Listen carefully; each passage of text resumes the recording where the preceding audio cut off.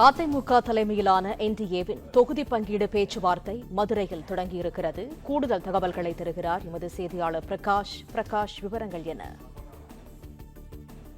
மதுரையில் தேசிய ஜனநாயக கூட்டணியினுடைய இரண்டாவது பொதுக்கூட்டம் நிறைவு பெற்றிருக்கக்கூடிய நிலையில தற்போது மதுரையில ஒரு தனியார் ஹோட்டல்ல அதிமுக தலைமையிலான தேசிய ஜனநாயக கூட்டணி இடையேயான தொகுதி பங்கீடு பேச்சுவார்த்தை அதிமுக பொதுச் செயலாளரும் தேசிய ஜனநாயக கூட்டணி கட்சிகளுடைய தலைமை என்ற அடிப்படையில எடப்பாடி பழனிசாமி தலைமையில் தமிழக பாஜக தேர்தல் பொறுப்பாளர் பியூஷ் கோயல் முன்னிலையில இந்த பேச்சுவார்த்தையானது தற்போது தொடங்கி நடைபெற்று வருகிறது.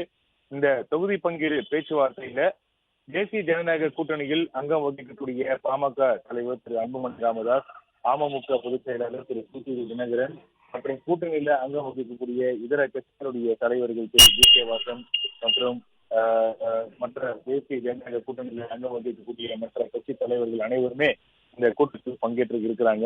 குறிப்பாக தொகுதி பங்கீடு தொடர்பாக தான் இப்போது ஆலோசனை நடத்தப்பட்டு வருகிறது. ஏற்கனவே தமிழக பொறுப்பாளராக பொறுப்பேற்ற உடனேயே கடந்த டிசம்பர் 23 தமிழகத்துக்கு வந்த பியூஷ் கோயல் இடத்துல எடப்பாடி பழனிசாமி ஒரு விஷயத்தை தெளிவுபடுத்திவிட்டார். வரக்கூடிய 2026 சட்டப்பேரவை தேர்தலில் அதிமுக 170 தொகுதிகள் குறையாமல் அதிமுக போட்டியிட விரும்புகிறது என்று அதிமுகவினுடைய நிலைப்பாட்டை தெரிவித்து விட்டார். மற்ற தொகுதிகள் பொறுத்த வரைக்கும் கூட்டணி கட்சிகளுக்கு ஒதுக்குவதற்கு அதிமுக முன்வந்திருக்கிறது. அதுல எந்தெந்த கட்சிகளுக்கு எத்தனை இடங்கள் என்பது குறித்து தான் தற்போது இந்த தொகுதி பங்கீடு பேச்சுவார்த்தையில ஆலோசிக்கப்பட்டு வருகிறது. ஜனவரி முதல் வாரத்துல பாமக அதிகாரப்பூர்வமாக தேசிய ஜனநாயக கூட்டணியில் இணைந்தது. அந்த கூட்டணி இணைந்த உடனேயே செய்தியாளர்கள் சந்தித்த எடப்பாடி பழனிசாமி பாமகவுக்கு எத்தனை தொகுதிகள் என்பது இறுதி செய்து விட்டதாக ஒரு தகவலை தெரிவித்திருந்தது குறிப்பிடத்தக்கது. அதே நேரத்தில் பாஜகவும் தங்களுடைய விருப்பத்தை அதிமுக தலைமையிடத்தில் தெரிவித்திருக்கிறாங்க.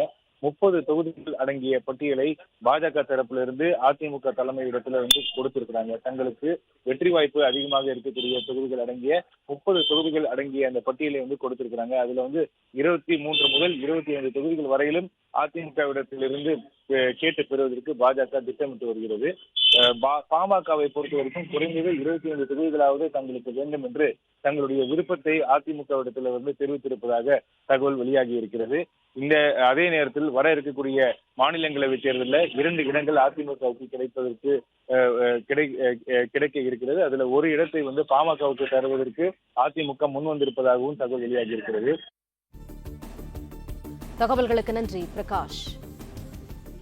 பிளே ஸ்டோர் மற்றும் ஆப் ஸ்டோரில் இருந்து பாலிமர் செயலியை QR கோடு மூலம் பதிவிறக்கம் செய்யுங்கள்.